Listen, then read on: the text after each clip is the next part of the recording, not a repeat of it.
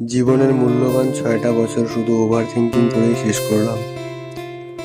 লোকে কি বলবে, লোকে কি ভাববে, কে দেখবে আমার ভিডিও। নমস্কার, আমি পবিত্র দাস। কোচবিহারের মাথাভাঙাতে আমার বাড়ি, আর কাজের সূত্রে আমি শিলিগুড়িতে থাকি। গত ৪ বছর থেকে এই কর্পোরেট কোম্পানিতে কাজ করছি, কিন্তু সবসময় আমার ইচ্ছে ছিল নিজের কিছু করার, মানুষের সাথে আমার অভিজ্ঞতা এবং জীবনের গল্প শেয়ার করার। কিন্তু সেই সাহস কোনোদিনও হয়ে ওঠেনি।